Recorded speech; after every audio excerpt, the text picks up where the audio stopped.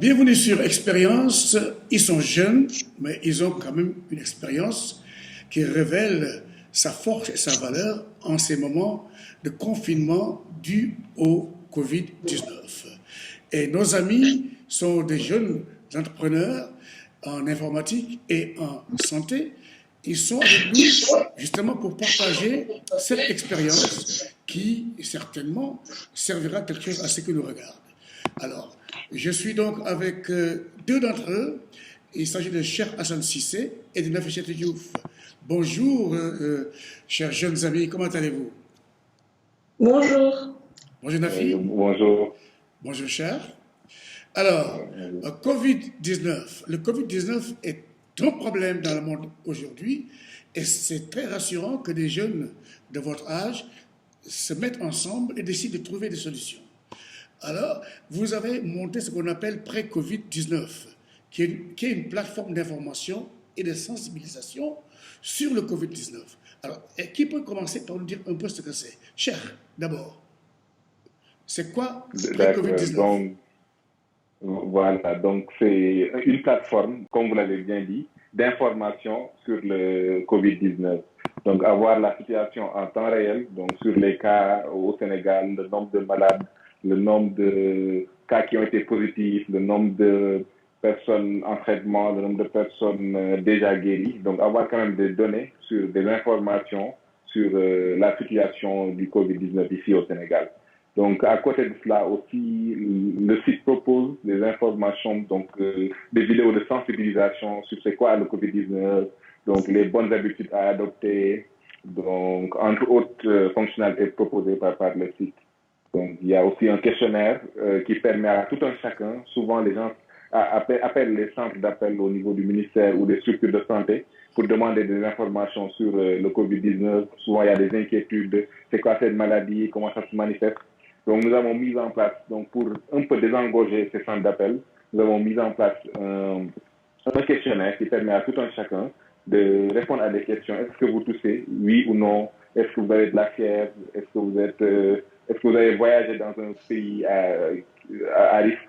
Donc, répondre à ces questions et avoir donc la situation, des recommandations quand même par rapport à votre situation. Très bien. Donc, c'est entre autres fonctionnalités qui sont proposées. Ok. Alors, Nafissatou, vous êtes du côté santé, n'est-ce pas? Mhm. Alors, Oui, c'est ça. comment est-ce que quel est votre apport justement dans cette plateforme de réaction contre le Covid-19? Alors, nous-mêmes étant acteurs dans le domaine de la santé numérique, il nous a quand même semblé évident et logique d'apporter une solution, d'apporter notre pierre à l'édifice en fait. Le mouvement Trêve Covid-19 a été mis en place par un groupe de jeunes entrepreneurs dont nous et une équipe de développeurs en partenariat avec des professionnels de la santé. Et donc, c'était pour apporter une solution justement parce que nous avons tout simplement fait un constat et ce constat est que on a accès à plusieurs informations concernant le Covid-19, mais malheureusement, ces informations-là, elles sont un peu partout en fait. Donc, il fallait qu'on trouve une solution une plateforme qui permettrait d'avoir, de pouvoir mieux centraliser en fait toutes les informations. Absolument. Alors, donc cette plateforme explique un peu les gestes adoptés, etc. Alors, parce qu'il faut accepter aussi une chose, que la communication sur le Covid-19 est disparate. C'est-à-dire que tout le monde parle, les non-spécialistes parlent. Alors, et c'est un gros problème. Alors, je vous félicite pour justement cette décision consciente que vous avez prise de concentrer les choses à partir des spécialistes. Les spécialistes de l'informatique et les spécialistes de la santé. Alors, dites-moi, cher, quelle est la réactivité des gens, des populations, depuis que vous avez lancé le Covid-19, le pré-Covid-19? Est-ce qu'il y a eu des visites de votre site? Est-ce que vous avez reçu des questions? Est-ce que vous avez aidé des gens à aller se faire tester à partir justement des informations sur la base de votre site? Voilà, donc depuis qu'on a lancé ce site, donc on a utilisé des outils un peu techniques qui nous permettent de voir, donc avoir des données, des statistiques sur les visites sur notre site. Et on remarque qu'à chaque fois qu'il est l'heure du communiqué du ministère, donc à rappeler qu'on se base sur son communiqué le ministère. Donc à chaque fois à ces heures-là précises, il y a des pics quand même au niveau de notre site. Il y a une d'importantes visites, quand même, un nombre important de visites sur notre site web. Donc il y a des pics à ces heures-là. Donc depuis qu'on a lancé la plateforme quand même, on arrive à avoir des statistiques sur les visites et notamment aux heures d'annonce du ministère. Est-ce que vous avez vu des gens qui sont allés se faire tester parce qu'ils ont été informés à partir de pré-Covid-19? Voilà, donc depuis qu'on a lancé donc la fonctionnalité de test, on a eu environ 1000 tests quand même qui ont été réalisés sur notre plateforme. Donc j'ai eu d'ailleurs un retour d'un professionnel de la santé qui nous a dit que, comme j'avais dit d'entrée, avec la plateforme, ça permet quand même de désengorger un peu les centres d'appel. Ça permettait très vite d'avoir un retour sur les états. Donc on a eu environ, en termes de chiffres, 1000 tests qui ont été réalisés sur notre plateforme. Donc je pense que ça permet quand même, comme je dis, de désengorger un peu les centres d'appel. Mais 1000 tests, c'est magnifique. N'est-ce pas? À partir de votre plateforme, c'est magnifique. Alors, Nafissatou, qu'est-ce que vous faites, vous, en tant que spécialiste de la santé numérique? Quelles sont les techniques que vous utilisez pour que les populations comprennent les actes à adopter? Voilà, en fait, on a prévu à travers la plateforme prevcovid19.com des vidéos de sensibilisation, donc notamment qui expliquent les différents symptômes de la maladie, la provenance de la maladie et justement les différents gestes barrières à adopter justement pour éviter la contamination et la propagation de la maladie. Très bien. Alors, vous n'êtes pas que 2, vous êtes 6, hein? Alors, est-ce que tu peux nous expliquer un peu quelles sont les fonctions de chaque membre parmi les 6 qui ont monté le pré-Covid-19? Voilà, alors nous sommes déjà deux entrepreneurs qui travaillent dans le domaine de la santé digitale, donc qui ont monté une start-up qui s'appelle Sen Vital, mais également une équipe de jeunes développeurs, mais également en partenariat avec des professionnels de la santé. Très bien. Et vous apportez, Nafissatou, vous apportez, le côté technique sur le plan santé, les informations? Pas du tout, j'apporte le côté com, en fait. Com, ok. Et eux, chef, qu'est-ce que vous apportez? La technologie? Voilà, comme l'a bien dit Nafissatou, donc à côté des entrepreneurs qui sont des membres de Sen Vital, donc nous travaillons sur la partie développement d'applications, donc sur laquelle nous avons quand même une expérience, développé pas mal d'applications. Donc développer, je pense, au bout de 4 jours quand même, nous avons pu mettre en place cette plateforme. Essayer d'être assez très réactif quand même par rapport à la situation. Dès qu'on a eu écho qu'il y a eu les premiers cas ici au Sénégal, donc nous avons pensé et commencé à développer la plateforme. Donc, comme l'a si bien dit Nafissatou, elle nous aide beaucoup sur la partie com. Donc faire connaître aux populations l'outil. Donc, il y a un autre membre de son équipe aussi, Aziz, qui aide lui à donc se rapprocher des professionnels de la santé, recueillir leur feedback, leur input aussi sur le questionnaire. Comment établir un questionnaire qui permettrait de bien tester quand même les visiteurs, les utilisateurs. Donc, il y a Aziz qui fait se relayer un peu avec les entités qui sont les professionnels de la santé. Même, pourquoi pas, des fois même, il lui arrive d'aller vers le ministère, échanger avec eux sur notre plateforme. Et nous, notre démarche dès le début a été d'aller vers les autorités, de présenter notre solution, notre contribution. En réalité, c'est une contribution, voir comment quand même amener notre pierre à l'édifice, apporter notre pierre à l'édifice par rapport à cette situation. Et donc là, nous sommes à disposer quand même par rapport au ministère à mettre à disposition notre solution ou des fonctionnalités partielles de notre application. Essayer de sensibiliser dans la bonne manière et travailler en partenariat justement avec les médias. Essayer également de pouvoir relayer ce fait au niveau des réseaux sociaux, etc. Donc, pour pouvoir vraiment montrer les bonnes manières à adopter et les bons gestes. Les bonnes pratiques aussi, les bonnes pratiques. Voilà, exactement. C'est ça.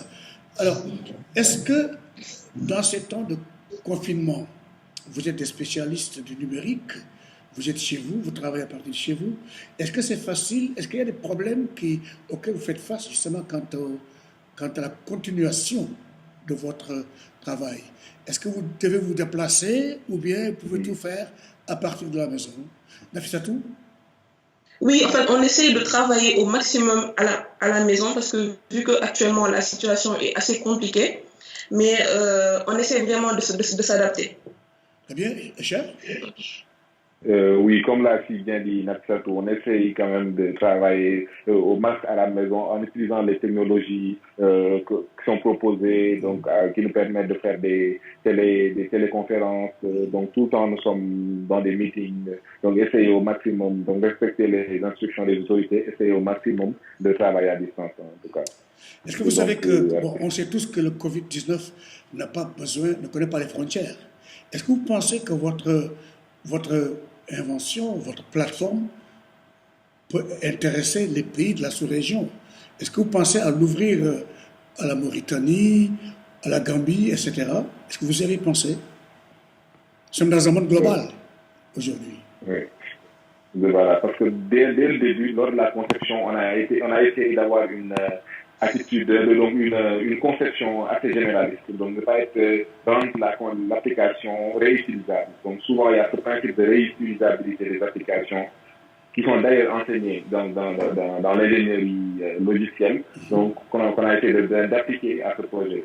Donc demain, si il y a un besoin, par exemple, si on est sollicité ou si on a l'occasion, il est possible de déployer très facilement cette solution en l'adaptant donc, à un autre pays. Donc ça a été pris en compte au mois de la conception et donc l'application est quand même réutilisable pour d'autres pays.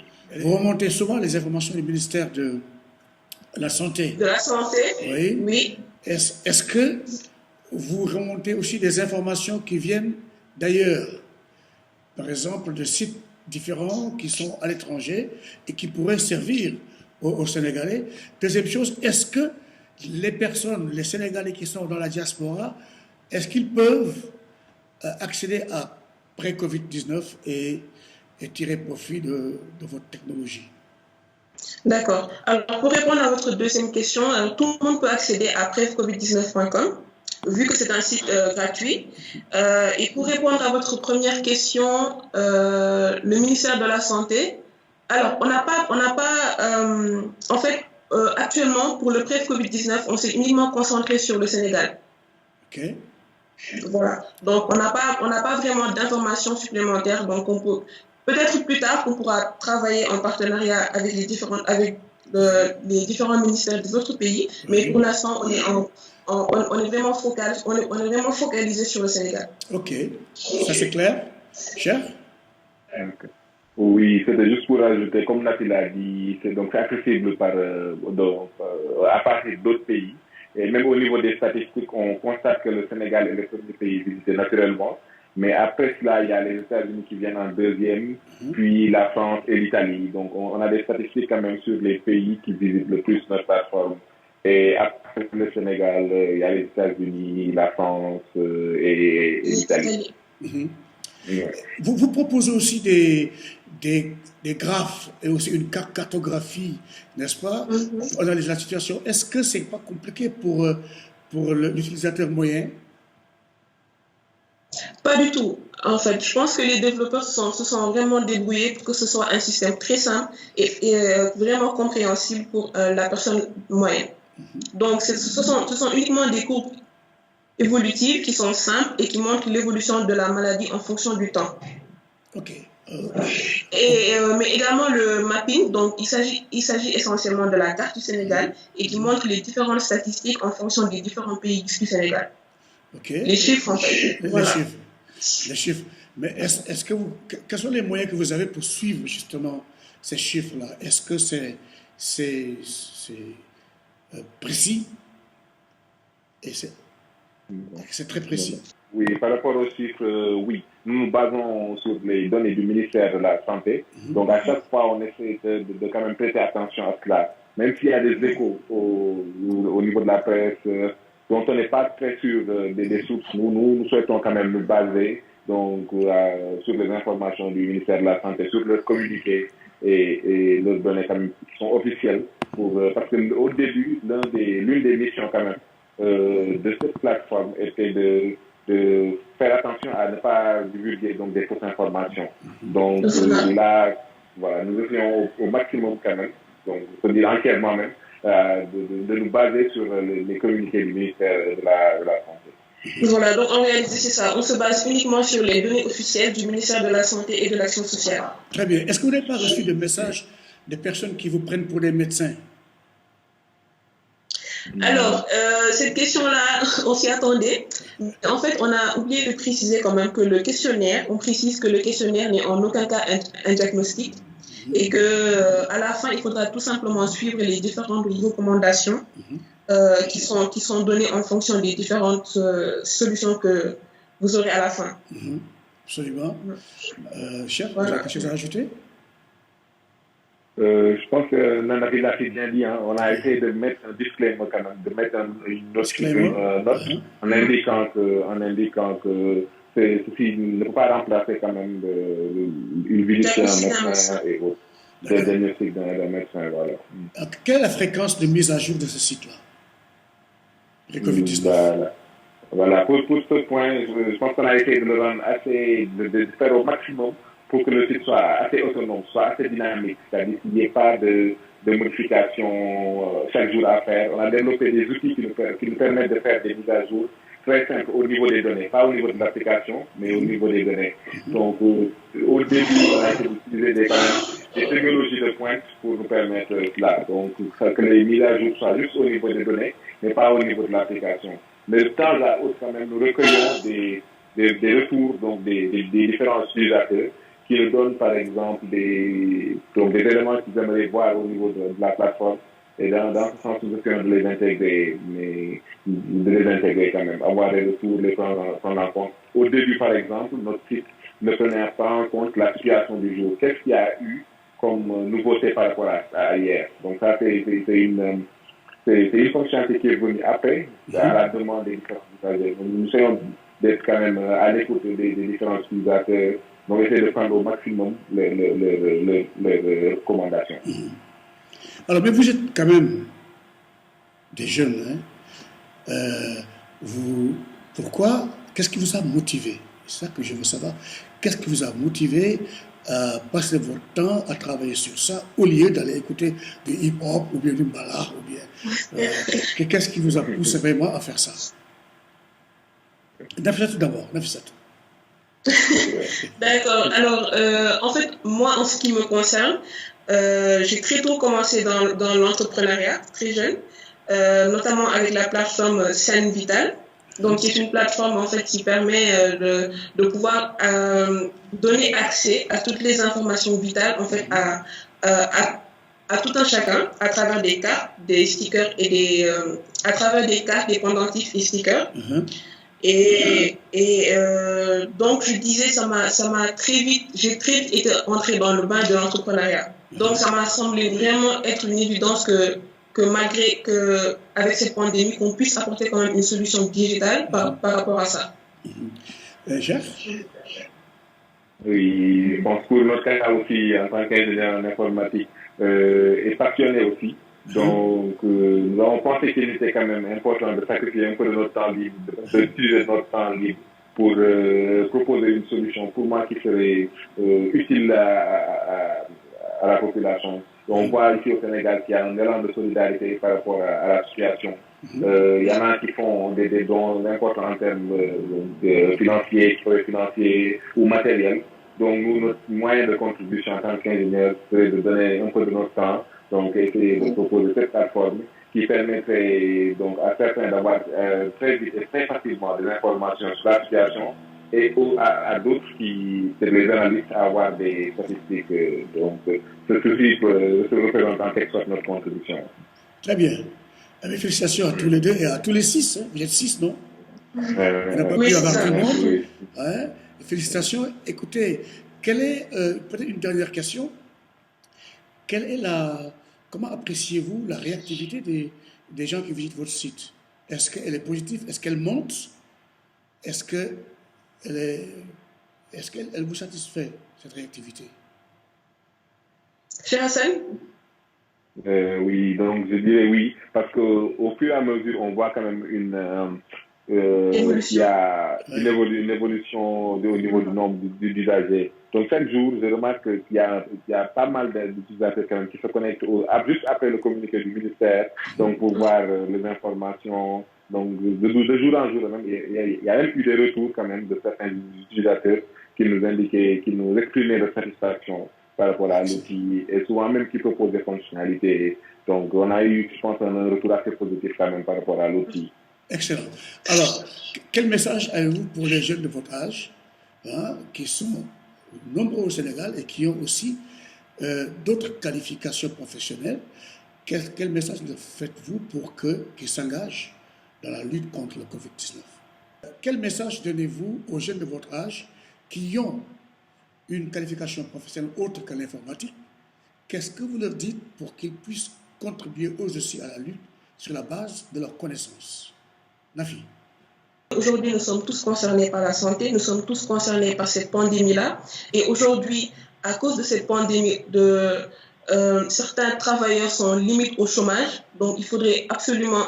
Ça détient vraiment aujourd'hui une situation économique. Donc, il faudrait vraiment que chacun essaye d'amener son point, pour pouvoir essayer exactement, d'amener son plus et pouvoir vraiment apporter une contribution pour que cette maladie-là puisse vraiment être éradiquée au Sénégal et dans le monde entier.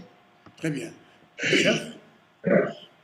Oui, comme la quotidien d'INAFI, donc j'appelle aussi les autres jeunes, donc comme nous, à participer de leur talent, de leur expertise à la lutte contre le Covid-19. Par exemple, on a vu des artistes, chanteurs sortir donc des cris de sensibilisation.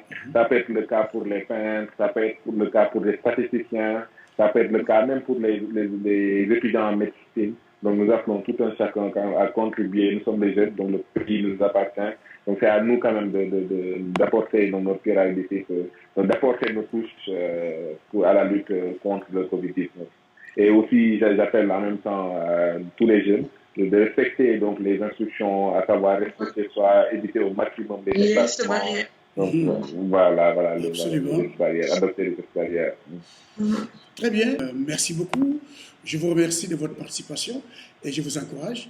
Et je voudrais vous dire que nous devrons nous retrouver dans 2 ou 3 semaines pour voir où vous en êtes, n'est-ce pas, sur le plan du nombre de visites et aussi de l'efficacité de votre travail, n'est-ce pas? Merci à vous, Monsieur Gay. Merci à vous pour l'invitation, pour l'émission. Et j'espère qu'on aura l'occasion de se voir et de vous donner une évolution positive par rapport à notre plateforme. Très bien, merci. Chef, au revoir. Merci beaucoup, Monsieur Gay, pour cette opportunité de parler de notre application. Donc, et aussi de sensibiliser un peu, de parler aux jeunes par rapport aux initiatives que nous menons. En tout cas, merci infiniment pour cette opportunité. Merci beaucoup. Mes invités dans ce numéro de expérience des jeunes expérience, mais expérience décidée, solide, et aussi qui révèle un engagement pour la communauté, pour la société. Donc, j'avais Nafissatou Diouf et Cheikh Hassan Cissé, des jeunes qui ont travaillé sur la prévention et la réactivité qu'il faut avoir par rapport au Covid-19. Merci et à très bientôt, chers amis.